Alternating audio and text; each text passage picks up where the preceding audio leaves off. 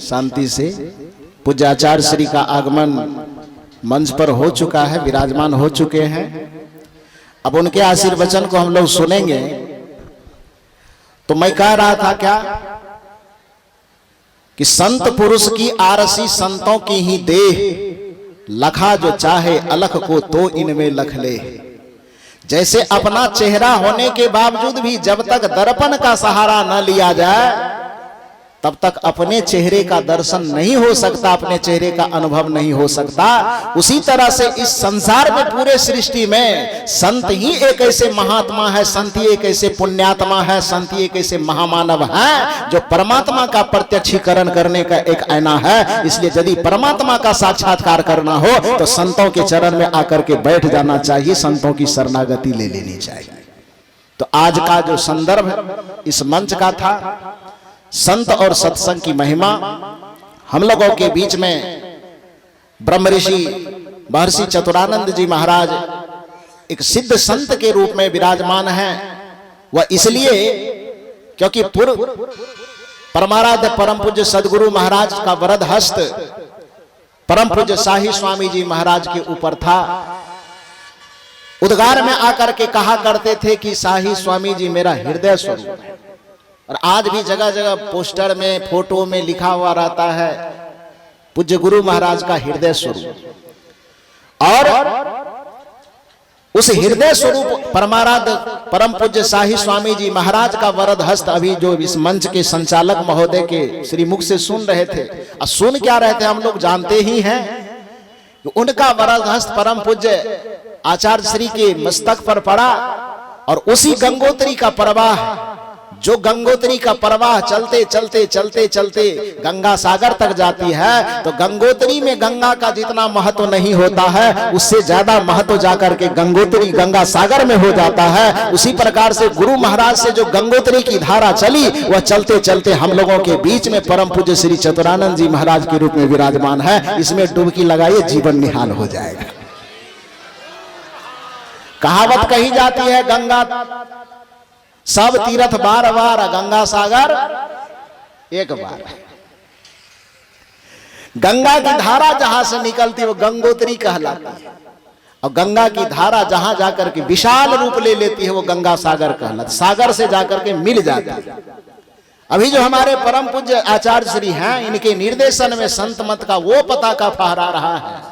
पूज्य गुरु महाराज श्री शाही स्वामी जी महाराज के हाथ में थमा करके गए थे, और श्री शाही स्वामी जी महाराज इतने सारे रामदूत के रहते रहते, जो मंच पर जितने देख रहे हैं ना, सब रामदूत हैं।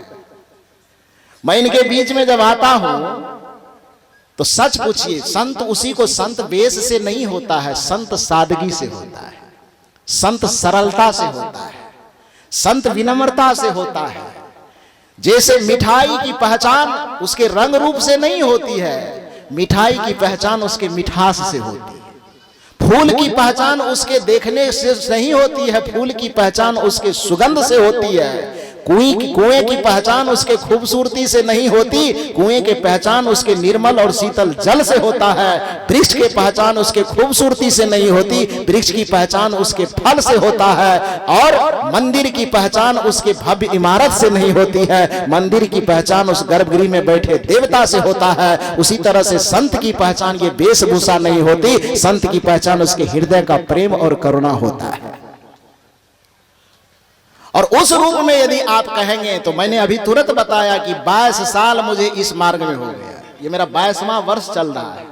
13 वर्ष की उम्र में घर छोड़ करके मैं निकला था, और उस समय से आप कल्पना कीजिए कि कितने जगह गए होंगे, कितने महात्माओं के बीच में बैठे होंगे, कितने लोगों से मिले होंगे, जुले होंगे। उस अनुभव के आधार पे मैं कहता हूं कि इस मंच पर आचार्य श्री के निर्देशन में, पूज्य शाही स्वामी जी महाराज के निर्देशन में, पूज्य गुरु महाराज की छत्र छाया में ये जितने रामदूत की सेना पले बढ़े हैं, उनके हृदय को जब फाड़ करके देखा जाता, जैसे राम के हृदय हनुमान के हृदय को फाड़ करके देखा गया तो उसमें राम बैठे हुए थे, उसी तरह से इन महापुरुषों के छाती को यदि फाड़ करके देखा जाए तो इसमें गुरु, सत्संग, ध्यान, प्रेम और करुणा, दया, क्षमा सब बैठा हुआ है। इसलिए सच्चे महापुरुष हम लोगों को मिले हुए हैं, इनके शरण में आइए और अपने जीवन का उद्धार कर लीजिए।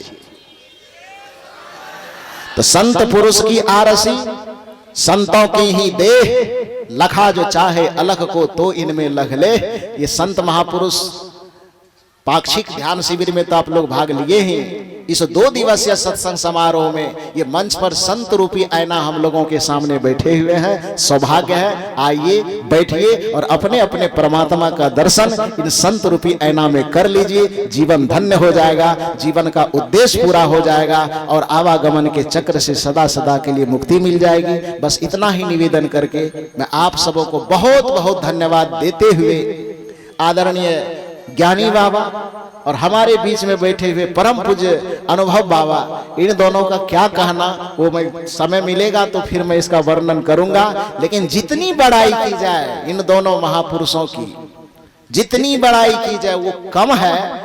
आगे इसके संबंध में और कुछ चर्चा करेंगे। फिलहाल इन महापुरुषों को साधुवाद देते हुए मंचासीन समस्त पूज्य संत गुरुजनों के चरणों में कोटि कोटि नमन और दर्शक दीर्घा में विराजमान सभी देव एवं देवियों के हृदय में स्थित परमात्मा को सादर नमन करते हुए मैं अपनी वाणी को विराम देता हूँ। श्री सद्गुरु महाराज की जय। श्री